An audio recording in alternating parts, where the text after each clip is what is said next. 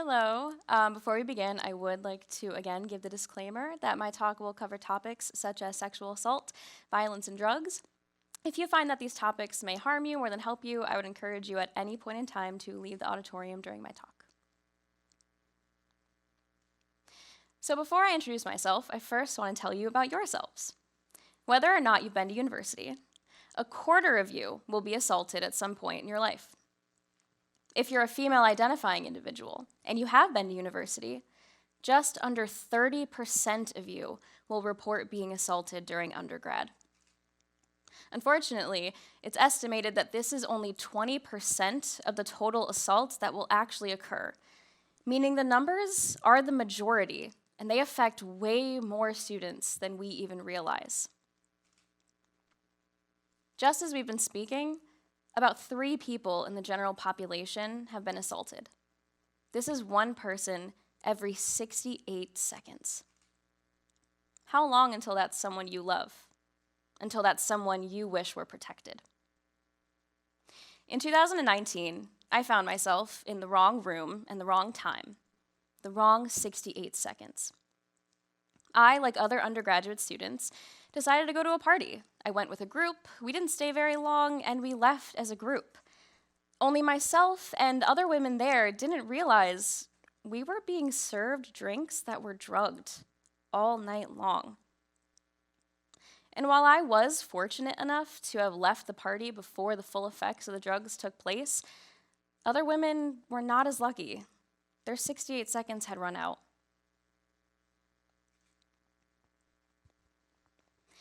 Now, as a young woman, you're frequently taught this idea of being careful, and that's what we thought we were. We thought we were careful. Watch your drink, watch your friends, watch yourself. That's what we're told.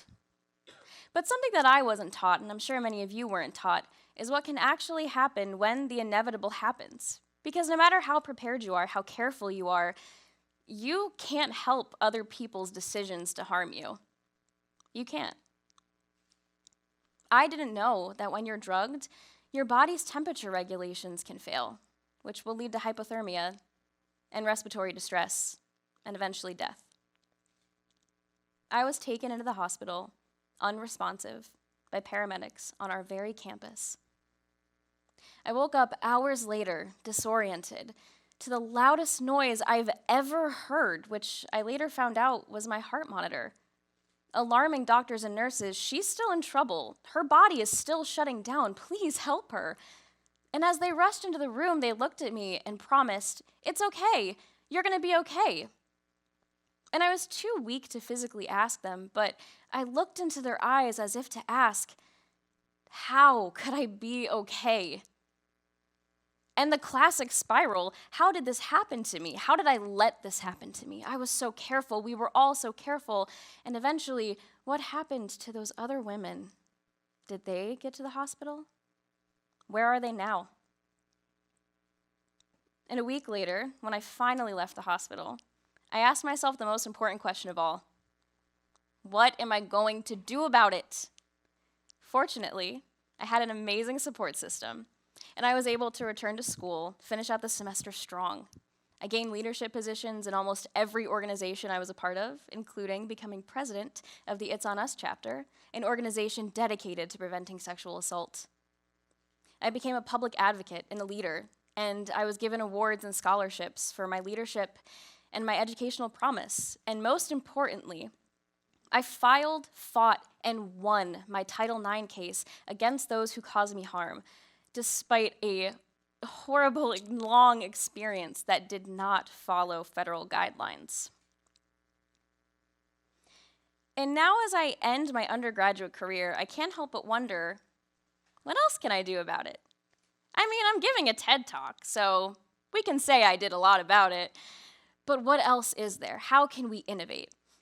And that is how I landed on Me Too EDU. Me Too EDU is a proposed idea. It is a Title IX task force, an ambassador-based task force, with federally regulated support to uphold the integrity of Title IX proceedings from every angle. They'll focus in education and advocacy for sexual victim survivors, and they will be peer counselors. They can be trained, which is a program that many universities already have anyways. They can even act as the personal support system allotted to victims during a Title IX proceedings trial, which would further make the trial less biased when victims are forced to give personal testimony, deal with cross-questioning, and unfold all of the incidents which took place, something they are not currently allowed. No representation. But this isn't that innovative. We already have measures in place to educate and to support, so I thought, how do we take this a step further? Because educational resources are great, but they're not enough.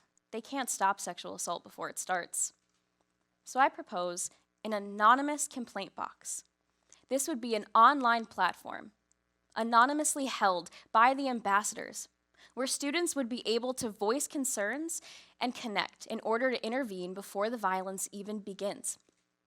You see, one of the major reasons why only 20% of sexual assault victims will actually report their case is because they're either afraid the incidents were too small to reap consequences, or because they're afraid of personal and educational backlash that could come from actually reporting what happened to them. It's a very scary experience. By protecting students' identities, by giving them anonymity, you're allowing them to flag behavior of other students and even possibly faculty that might be engaging in inappropriate comments or discriminatory behavior. This would be game-changing for those students who don't feel comfortable enough to report. The systems we have in place are built by individuals who haven't been to university in decades. They have no idea what it is like to be a student in this day and age.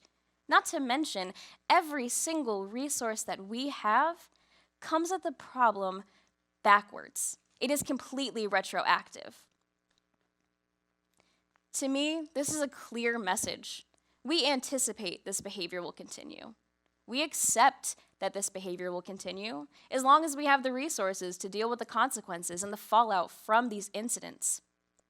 But what if we had regulated measures that were in place that worked to stop sexual assault before it even begins, or any violence for that matter, anything at all that makes students feel unsafe?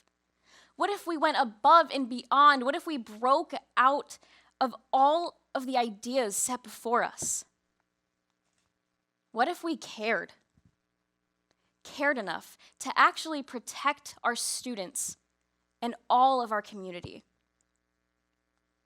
I urge universities, it is time to examine the ugly truth about violence plaguing college campuses, a plague that affects more than half of students attending undergrad currently, a trend that is rising steadily year after year.